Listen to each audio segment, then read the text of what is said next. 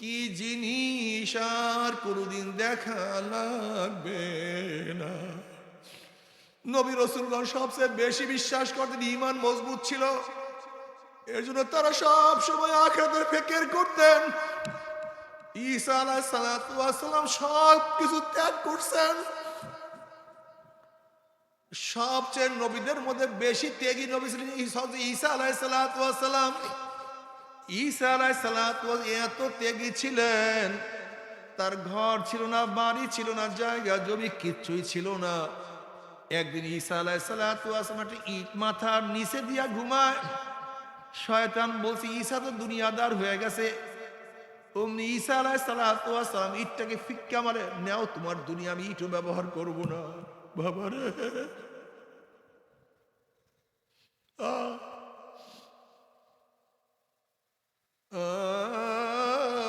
তারা কি নিয়ে রওনা করছে? জনাবে মুহাম্মদ রাসূলুল্লাহ সাল্লাল্লাহু আলাইহি ওয়াসাল্লাম মাওলাকে পাওয়ার জন্য, এই দ্বীনের দাওয়াতের জন্য কত ত্যাগ করছেন, কত সাধনা করছেন, কত তাকলিফ উঠাইছেন। আমার নবী আলাইহিস সালাতু, বুখারীর মধ্যে রওয়ায়াত আছে, নবী আলাইহিস সালাতু হেরেমের সামনে নামাজরত অবস্থায়, এই অবস্থায় বেঈমানরা তার মাথার উপরে উঠে নারী ভুঁড়ি চাপাইয়া দিছে, ইবাদত ছাড়ে না। আমার নবী আলাইহিস সালাতু ওয়াস সালামকে 3 বছর বেঈমানরা শিয়াবে আবু তালেবের মধ্যে অবরুদ্ধ অবস্থায় রাখছেন।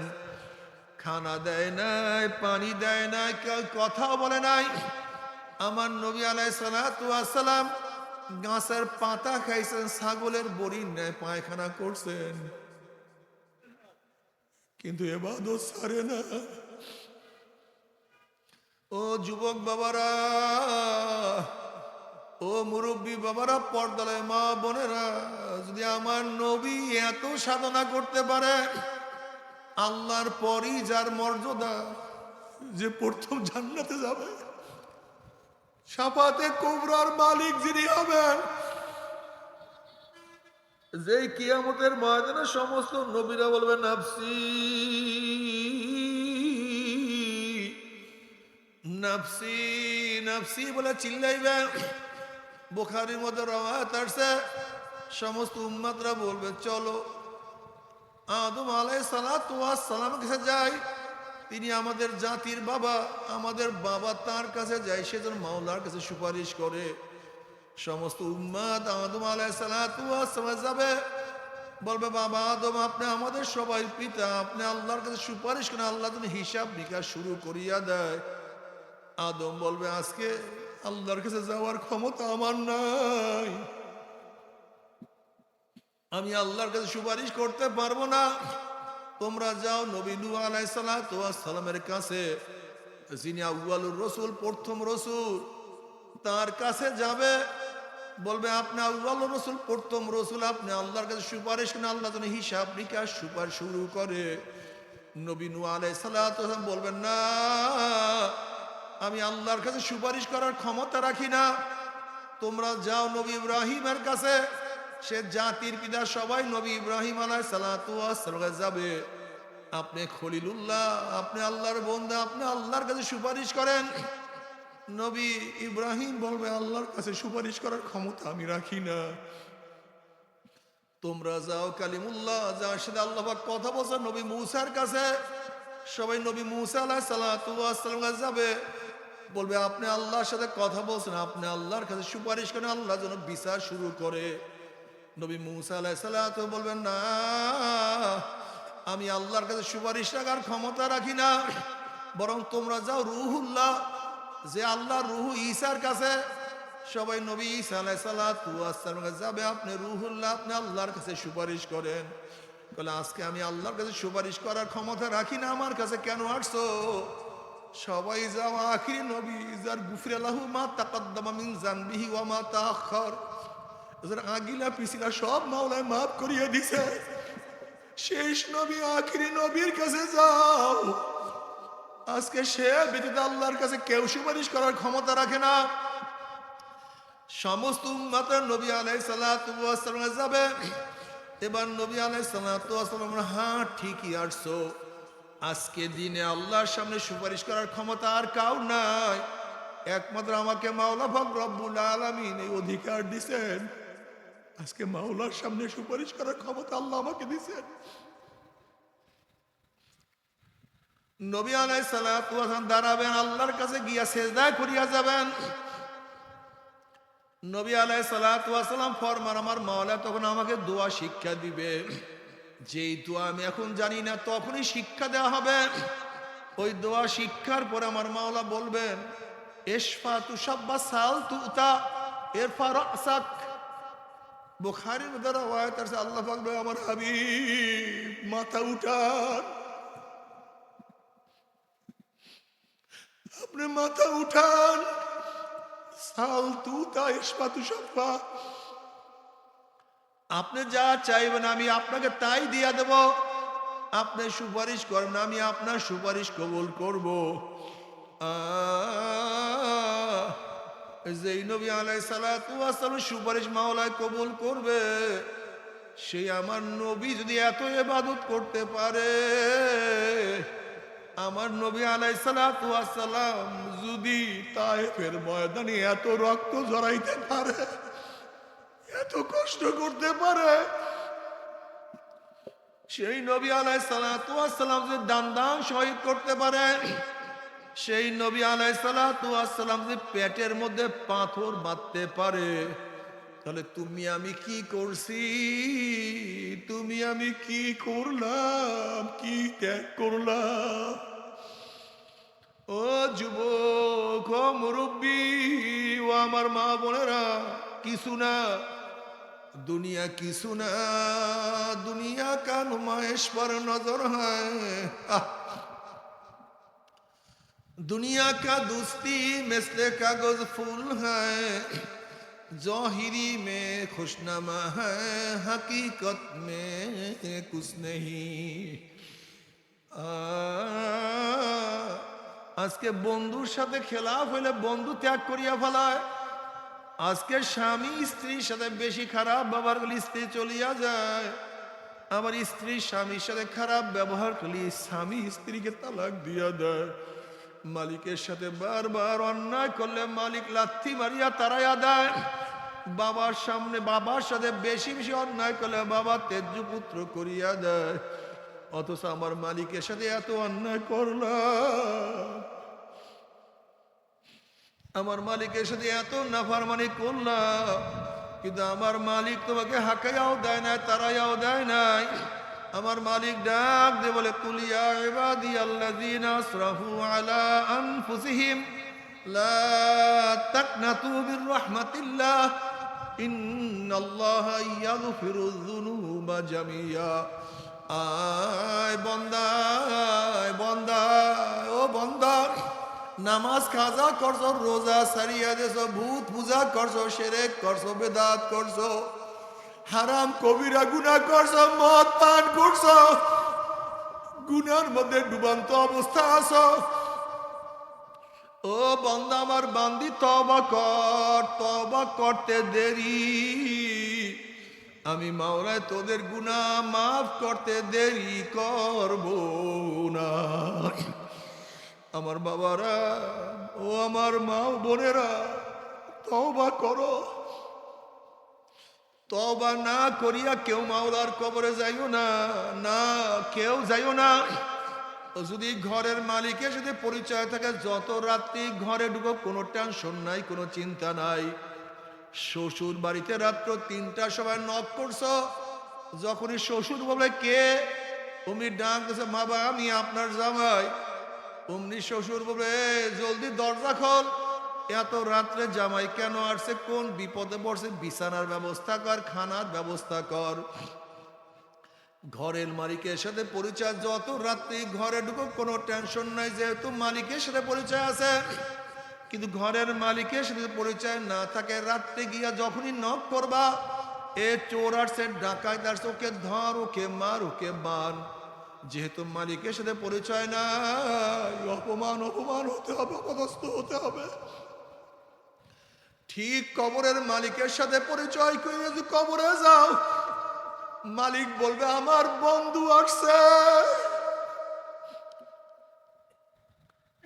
ও আফরুশুল ফরাশ মিনাল জান্নাহ ওয়াল বিসু মিনাল জান্নাহ, আমার বন্ধুর গার মধ্যে জান্নাতের পোশাক লাগাইয়া দে, জান্নাতের বিছানা বিছায়া দে, জান্নাতের নাজ নিয়ামত দ্বারা গোটা কবরটাকে ভরিয়া দে, আল্লাহ কবুল করিয়া নাম। আর যদি কবরের মালিকের সাথে পরিচয় না করিয়া কবরে যাও, আল্লাহ পাক বলবেন আমার দুশমন আসছে, এ কবরের মাটি চাপ দে। অমনি কবরের দুই পাশের মাটি এত জোরে চাপ মারবে, চাপের চলে এক পাজরের হাঁটি আর এক পাজরে লাগাইয়া ফেলাইবে। এ ফেরেশতারা কবরের মধ্যে আগুন ধরাইয়া দে, অমনি গোটা কবরটা আগুনে ভরিয়া যাবে। আল্লাহ আমাদের সবাইকে মাফ করিয়া দাও। এসব জড়াইয়া ধর। অমনি 99টা সাপ এমন ভাবে প্যাঁচ মারবে, ওই সাপের প্যাঁচ তো আর সারানো যাবে না। মালিকের সাথে পরিচয় না করিয়া কেউ মাওলার কবরে যাইও না। মালিকের সাথে পরিচয় করো, মালিকের সামনে হাজিরা দাও, মালিকের কথা মানো, আর মাঝে মাঝে ডাক দাও আল্লাহ আল্লাহ, মাফ করিয়া দাও, ক্ষমা করিয়া দাও।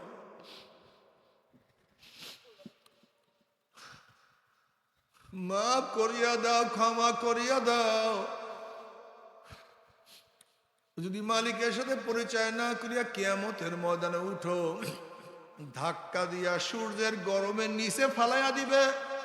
সূর্যের গরমে ঘামাইতে ঘামাইতে নাফরমানের ঘাম হাঁটু পরিমাণে হইয়া যাবে। কোন কোন নাফরমানের ঘাম কোমর পর্যন্ত, কোন কোন নাফরমান ঘামের মধ্যে সাঁতরাইতে থাকবে, কুল কিনারা খুঁজিয়া পাবে না। আল্লাহ আমাদের সবাইকে মাফ করিয়া দাও। যদি মাওলাকে রাজি খুশি না করিয়া কিয়ামতের ময়দানে উঠো, যদি জাহান্নামের ফয়সালা হইয়া যায়, লাথি মারিয়া জাহান্নামে ফালাইয়া দেওয়া হবে।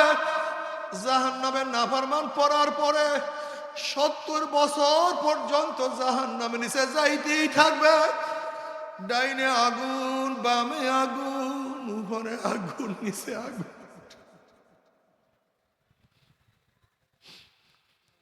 ওয়ায়াস্তাগীসু ইউগাসু বিমাইন কালমুহলি ইয়াশবিল উযুহু বিসা শারাবু ওয়া সাআত মুরতাফাকা। যখন জাহান্নামে থেকে পানি পানি পানি পানি করে জাহান্নামে চিল্লাইবে, তাদের সামনে এত গরম পুজ পানি নিয়ে আসা হবে। পানি এবং পুজের গরমে চেহারার চামড়াটা খুলিয়া জাফাত করিয়া পড়িয়া যাবে। আল্লাহ মাফ করিয়া দাও। এরপরে যখন ডক ডক করিয়া পানি এবং পুজ গিলিয়া খাইয়া ফালাইবে, পেটের মধ্যে গিয়া নারী বুড়ি সব জ্বালাইয়া পোড়াইয়া গলাইয়া পিছনের রাস্তা দিয়া ঝুপ ঝুপ করে ফালাইয়া দিবে। আল্লাহ পাক কালামে পাকের মধ্যে ফরমান লা ইয়ামুতু ফিহা ওয়ালা ইয়াহইয়া, মানুষ মরবেও না, মানুষ বাঁচবেও না, জীবন বাহির হবে কিন্তু বাহির হবে না। এ আমার মুসলমান বাবারা, পর্দালে মুসলমান মা বোনেরা, কত হাজার হাজার লক্ষ লক্ষ আল্লাহ পাকের বান্দারা গুনার মধ্যে গুনার সাগরে ডুবন্ত। তাদের হাতে ধরো, পায়ে ধরো। ও চরমুনাই মুজাহিদরা, তাদের হাতে ধরো, পায়ে ধরো। বাবা নামাজ কাজা করিও না, রোজা ছাড়িও না, বাবারে মদ পান করিও না, গুনার কাজের কাছেও যাইও না। যাদের ছেলেরা নামাজ পড়ে না, বাবা গিয়া তোমার সন্তানের পাও ধরাইয়া ধরো। বাবারে আমি একজন মুসলমান, আমি মোমেন, আমি কোরআনকে বিশ্বাস করি, হাদিসকে বিশ্বাস করি। তুই নামাজ না পড়লে জাহান্নামে যাবি, তুই আমার সন্তান কিভাবে জাহান্নামে জ্বলবি? আমি সহ্য করতে পারবো না। যতক্ষণ পর্যন্ত তুই নামাজের শিকার না পাবি, ততক্ষণ আমি তোর পাও ছাড়বো না। বাবার সন্তানের পাও ধরো। অনেক সন্তানকে আল্লাহ পাক হেদায়েত দান করছে, কিন্তু বাবাকে হেদায়েত দেয় নাই। এ সন্তান, তুমি বাবার পাও জড়ায় ধরো, বলো বাবা তুমি আমার বাবা, তুমি আমার জন্য কত কষ্ট করছো, কত সাধনা করছো। তুমি নিজে না খেয়ে আমাকে খাওয়াইছো, তোমার পায়ে জুতা ছিল না কিন্তু আমাকে জুতার ব্যবস্থা করছো, তুমি মূর্খ কিন্তু আমাকে শিক্ষিত বানাইছো। তোমার পরনে কোনো জামা ছিল না, আমাকে কত সুন্দর জামার ব্যবস্থা করছো। বাবা, তুমি যদি জাহান্নামে যাও আমি ছেলে হিসেবে কিভাবে সহ্য করব? তোমার পায়ে ধরছি, ও আমার মা, তুমি আমাকে এত কষ্ট করিয়া গর্ভধারণ করছো, তুমি জাহান্নামের আগুনে পূর্বাই আমি সহ্য করতে পারবো না। কাজী মা, তুমি নামাজ কাজা করিও না। এইভাবে পাড়া প্রতিবেশী সবাইকে পাও ধরো, হাতে ধরো, দাওয়াতি কাজ চালাইতে থাকো। নবী রসুলগণ দুনিয়াতে আসছে মানুষকে দাওয়াত দেওয়ার জন্য। তোমার আমার কাজও মানুষকে দাওয়াত দেওয়ার জন্য, চরমুনাই মুজাহিদদের কাজও মানুষকে দাওয়াত দেওয়ার জন্য। আনফুসাকুম ওয়া আহলিকুম নারা, নিজেও জাহান্নামের আগুন থেকে বাঁচাও, আর একজনকে জাহান্নামের আগুন থেকে বাঁচাও। তবে মুমিন মুসলমান বলতে সবাইরই মনে চায় গুনার থেকে ফিরিয়া নেক আমল করিয়া মাওলার জান্নাতে, কিন্তু সবাইরই যাইতে মনে চায়। গুনাহ নিয়া মাওলার জাহান্নামে কাউরি কিন্তু যাইতে মনে চায় না। কিন্তু কেনই বা আমরা নেক আমল করতে পারি না, কেনই বা গুনার কাম ছাড়তে পারি না? এর মূল কারণ আপনার এবং আমার পিছনে নফস এবং শয়তান লাগিয়া রইছে। এই নফস এবং শয়তান থেকে ফেরার জন্য যে কোনো একজন হক্কানি আল্লাহর ওলির হাতে হাত দিতে হবে রে বাবা। খবরদার, বর্তমান জমানায় পীর মুরিদের নামে ভেজাল, ব্যবসা, শিরক, বেদাত, হিংসা, হাসাদে পরিণত হয়ে গেছে। সমস্ত আল্লাহর ওলির একমত, যেই পীরের 5 জন মুরিদের মধ্যে কম পক্ষে 3 জনকে দেখবেন আলহামদুলিল্লাহ সুন্নাত মুআফিক আমল আকলাক মজবুত হয়ে যাইতে আছে, গুনার কাম ছাড়তে আছে, নেকের আমল ধরতে আছে, কলব নরম হইয়া চোখে পানি আসতে আছে।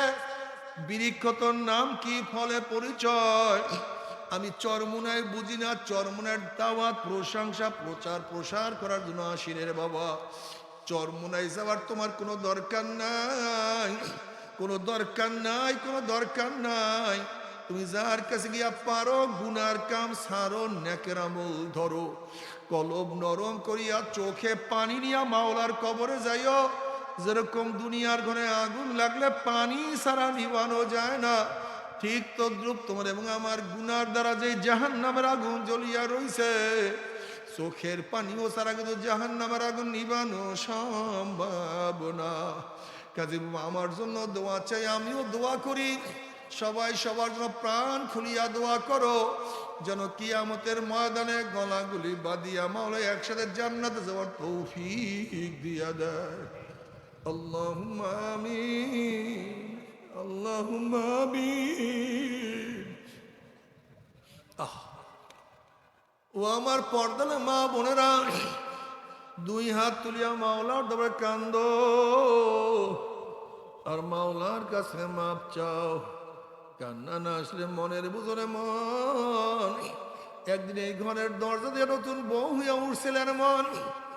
কত মেয়ে লোকে শরবত খাওয়াইছে, কত মেয়ে লোকে বাতাস করছে, আবার একদিন এই ঘরের দুয়ার দিয়া মরালা শুইয়া বাইর হব। ছেলে কানবে মা মা করে, মেয়ে